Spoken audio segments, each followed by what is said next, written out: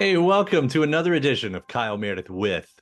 It's the interview series presented by WFPK at WFPK.org, Consequence, and the Consequence Podcast Network. Thanks as always for making your way here, for checking out the episode, the series. Hit that subscribe button so you can keep up with all the interviews that I put out. In fact, you'll get 3 new interviews sent your way every single week.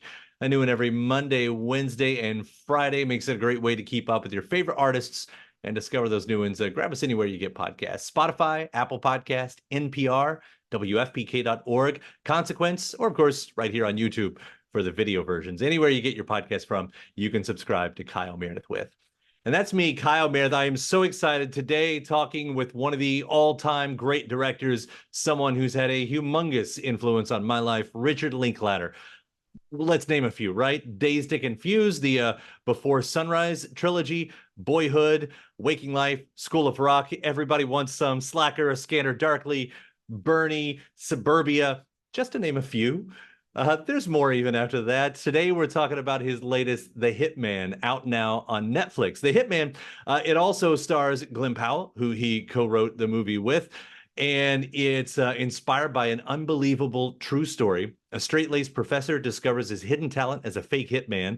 He meets his match in a client who steals his heart and ignites a powder keg of deception, delight, and mixed-up identities. We're going to hear about why he wanted to tell the story. It's interesting because his movie Bernie, the journalist that he was inspired by the article, it's the same journalist wrote an article about this guy, about the hitman. So I want to hear about what it is about this journalist and the deep well of stories that he's been able to take from. We're going to hear about writing it with Glen Powell, working with him multiple times throughout the years. In fact, Glen plays multiple characters. Well, not multiple characters, kind of. He's in identities through the whole thing. So I want to hear about going through that. I want to hear about, that script, that very specific type of script that Linklater always puts in his movies, very existential stuff.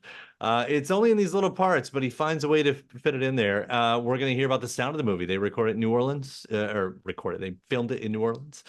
And so there's definitely a New Orleans sound to it and so much more. So let's jump into it. We're talking The Hitman, out now on Netflix. It's Kyle Meredith with Richard Linklater. Hey, how you doing? I'm doing great. Such a pleasure to meet you on here. I want to congratulate. I don't want to thank you. I want to thank you too. Congratulate you on the Hitman. Thank you. What a fun story. I know it's I love that it's a somewhat true story. It's of course really interesting that you find this story from an article written by the same journalist who you got Bernie from, right? Yeah, Skip Hollandsworth. He has a real nose for a true crime, crazy character story. Yeah. Yeah, what a great a well of source, I guess, Yeah. coming from that. I know this is the obvious place to start, but why this one? Why did this story stick with you for so long, do you think? Yeah, good question. That's a good litmus test on what could make a film. If you're still thinking about it years later, there must be something in the character or the story that intrigues you so much. You can only find your answer by making a film about it, you know?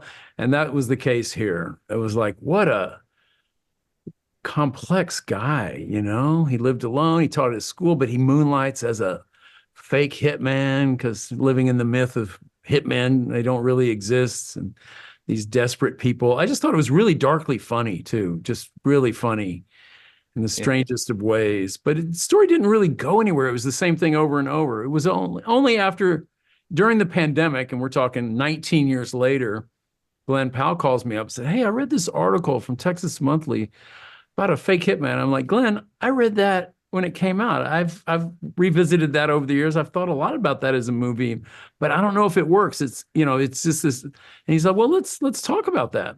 And man, that conversation went on for the next year and a half, and we had a movie at the end of it. So at some point I said, "Glenn, we should just work on this together." Just I could write a first draft, and then we would rewrite it and production, workshop rehearsal. Let's just start now. He was such a great contributor, and we really push each other and make each other laugh too. So we were really fun partners on this. And once we opened the floodgate to kind of taking a leap out of the Skip's story, ends about a third of the way through our movie. What happens next is this kind of thrill ride leap we did that sort of brings in the genre play, you might say, in the movie. Yeah, it's seeing you and Glenn working together, of course. I go back to Everybody Wants Some, one of the great movies of the last decade, one of my favorites Oh, thank you. of the last decade. And Glenn in those jean shorts that we see him in the beginning, and which again, I feel like those shorts we also saw and Everybody Wants Some. So maybe there's something there's something going on there. But Yeah. with him playing all of these different roles, I mean, is there anything that goes into that kind of conversation? Because, this nerd version that we see at first, that redhead that is just so out there of amongst all of them. I mean, how do you all talk about what he does in coming up with all of these different people? Yeah, I mean, the real Gary Johnson would alter his appearance and kind of, if you think about it, it's a world of artifice. It's fake in a world of fake. There aren't hitmen. So he's trying to be what they will buy as who they think. So he's kind of reverse engineering the hitman to the client. And we kind of ran with that idea and went way over the top with it, because Glenn went off the real deep end there. But it was such an opportunity to, to show, I don't know, the creativity that he would have in the range of people and this exists in a kind of a pop culture mythological place. So you couldn't be too over the top because, it wasn't possible. So we could have really a lot of fun with that. But I saw we had mock-ups, like Glenn's face with different, makeup and hair. And I know we were working on accents and, we rehearsed the scenes with the people.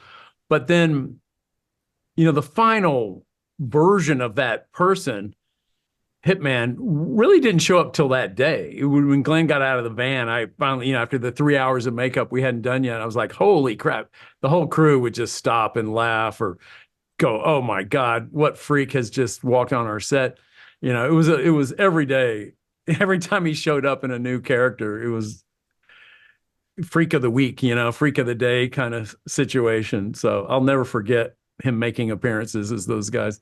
Yeah. But yeah, it was just a lot of fun. And, Glenn, like I said, he kind of went off the deep end, but he was reading books on body language, posture. You're really getting the difference. I mean, the real body switch here is Gary into Ron, but all those other guys in between, they're important too. So. Yeah. And it's interesting to think about because, looking at that specific plot point of becoming the person that we want to be. Like I was thinking about this Chris Cornell lyric from the song Sun Shower, where he says, "All you'll be, you are today." And that's what when I look at Gary and I look at Ron, was Ron always in the Gary? Was it? I mean, do you think he was always there? I think so. Yeah. Like his ex-wife says, you're tweaking up one and tweaking down the other, turning up knobs. I think we all do contain that. I think it satisfies some little wish fulfillment in all of us. Who doesn't fantasize about being someone else? It goes a little over the top with superheroes or having special powers. He was just talking. To me, it's the introvert to an extrovert. It's a passionless to passion. It's these little things that we do maybe all possess, but it's quite a transformation. And that's what the story is. Can you change? You see a willful change. The Gary at the end of the movie would not recognize the Gary from the beginning would not recognize that guy. He's doing things he didn't think himself capable of, good and bad, Just a little bit of confidence sometimes. That's all it takes. Oh. A little bit, in a lot of your movies, and one of the reasons why I love them is because you'll if you wide scope, you can see these big topics, but you also fit in. You always seem to fit in these great, thoughtful conversations in it. In this one, we get it with the id and the ego, moon and water, life and existence, and how that's going in there. And of course, as a viewer, I can trace those conversations back to Suburbia and of course the before movies. Like in those moments for you, is that a glimpse into what you're thinking about at the time? Is it just, what drives you to put those moments in a movie like this and it still works? Oh, certainly. I guess I always kind of default to, thoughtful characters who can, try to articulate their thoughts and communicate what they're feeling. And, that's just, it's a very human thing that often doesn't find its way into cinema because you're not necessarily advancing a plot or character points if you're just thinking theoretically. But I've always felt that it was pretty cinematic. It reveals a lot about the self. course, we stacked the deck in our favor by having him being a college lecturer. He can get up there and say things because he's teaching psychology too. So he can say things that end up being very on point to our themes. It's kind of a, it's a shortcut, a cheap trick, you might say, but a good one, a good trope there. But that was Gary. He was a very thoughtful guy, real Buddhist, real Jungian scholar, thoughtful guy. Also, Vietnam vet. He was in the military police. He was, undercover, putting guys in prison. He was a tough cookie also. Yeah, what a life on that. It is nice to hear those moments though, because I usually end up taking those, and those make conversations outside of the movie. But they are what I'm thinking. Like my own thinking has changed on a lot of these things over 20 years. And this one, I was kind of more in the camp of, yeah, we really can't change. We're just sort of stuck with ourselves. We're in this kind of fixed thing. And before Sunset, they were even talking about that. That very subject, I realized, was 20 years earlier in another movie. And he was kind of talking about the fixedness of a personality, where now I've read enough since then and thought and been intrigued by the idea of willful change. No, you really can change your personality. I thought, well, that's interesting. Let's throw that out there in the world. Who knows, but I thought this is showing someone willfully changing. Which, by the way, I was just in a room with Ethan, 2 nights ago with the Wildcat premiere. Oh, wow. Hearing him talk, hearing the way that you all seem to have rubbed off on each other with those kind of things. I even see those moments in his movie now. So it's. Yeah, well, there's a reason Ethan and I, we were kind of, that conversation started 30 years ago and hasn't stopped. So. Yeah. The sound of this movie, of course, you move the original story from Houston to New Orleans. So I guess that opens up because we hear Dr. John. We see the Allen Toussaint Boulevards. Of course, it doesn't. I mean, maybe you didn't get to do as much as you want to do because I know music costs a lot of money. But what did you want the sound of this movie? Because I feel like that's very easy if you want to just lean into New Orleans. Yeah, we did. Louisiana music, New Orleans in particular, became the backdrop. Yeah, there was that thing, like the original story was set in Houston, but every big city has this kind of undercover element to it. It has to, in their police work. And New Orleans seems like even a better city, I mean, we were there for various reasons, but it worked perfectly. It does, a lot of crazy characters, a lot of make-believe in New Orleans, a lot of danger. There's kind of an undercurrent of lawlessness. You maybe could more likely get away with murder there, so it worked perfectly for us. But I wasn't, if you're going to jump into a location, jump in. So yeah, the music became the backdrop of all that. Yeah, why not use it? It's what a great music tradition, what a great music town. And I got to know more, I thought I knew, a good bit, but I dove in much more deeply and had a great time doing it, Yeah. Well, you set the bar high on yourself right from the beginning with your soundtracks. I mean, the money you spent on Dazed, legendary story right there. That's what I wonder is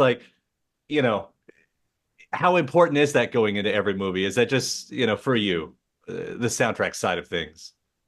It really depends on the movie. Some movies I know that the music itself will be a very expressive element and it's important, especially something like Dazed. I was like, yeah, the music kind of drives your life at that age. But I've done other movies that are much more quiet and adult. Like the music is, yeah, it's not so much the narrative driver. So I don't know. It just depends. Period pieces, the music seems to be very important. I always kind of start with the music in a lot of movies. But this one I knew because of the New Orleans, I would kind of feel my way through, I knew we'd need some score just because of the tone of the movie. Graham Reynolds did a great job in addition to the, New Orleans music. So I don't know. It was moody and a lot of mood shifts and plot twists. And yeah, this is pretty intricate. You add it all up and it's a really wonderful soundtrack. Yeah. Well, I want to thank you for all the musical moments that you've made throughout the movies throughout the year. They certainly meant a lot to me. And I'm getting close to the end here. I'll also say just the way you tell stories, it's the reason why I, try to watch everything that you put out, from Boyhood and before, and the way you've done those. And what is it? I'm reading about Merrily We Go, which is sort of maybe a reverse timeline thing. Like, do you find that you're still, it's like Jack White trying to put out a vinyl. He doesn't just want to put it out on a black vinyl. It's got to be different every time.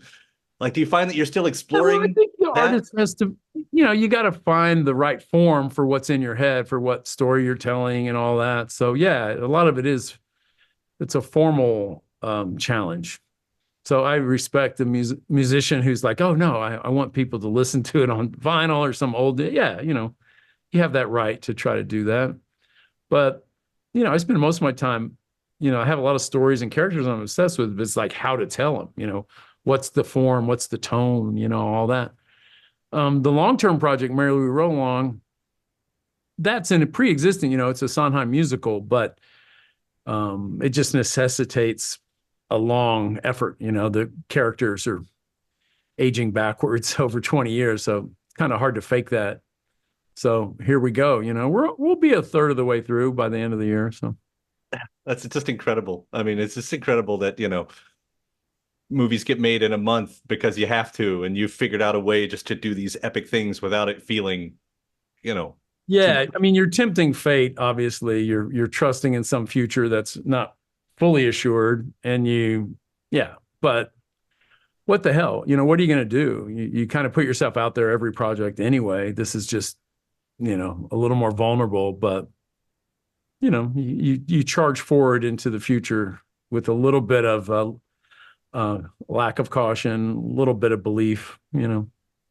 Now, I certainly do enjoy the movies you put out there. The Hitman is such a fun movie. It is such a fun movie. Congrats again on it, and sir, thank you so much for taking the time to talk about it. Well, really nice talking with you. All right. Here. And thanks to my guest. Also, thanks to you for checking out the episode in the series. Before you get out of here, hit that subscribe button. Again, you get 3 brand new interviews every single week. New one every Monday, Wednesday, and Friday at right here on YouTube, or of course anywhere in podcast land, including iTunes, Apple Podcasts, Spotify, Podchaser, NPR, or WFPK.org as well. A great way to keep up with your favorite artists and discover new ones as well. Then after that, actually head over to WFPK.org. That's where I do a show Monday through Friday, 6 p.m. Eastern. It's an hour full of song premieres, music news, anniversary spins, bonus interviews, Monday through Friday, 6 p.m. Eastern at WFPK.org. Consequence has your music and film news. You can also find me on the social media spots, Facebook, Instagram, mostly on Twitter. All 3 of them, the address is at Kyle Meredith. Do hope you like and follow along. That does it for another edition. I'm Kyle Meredith. I'll see you next time.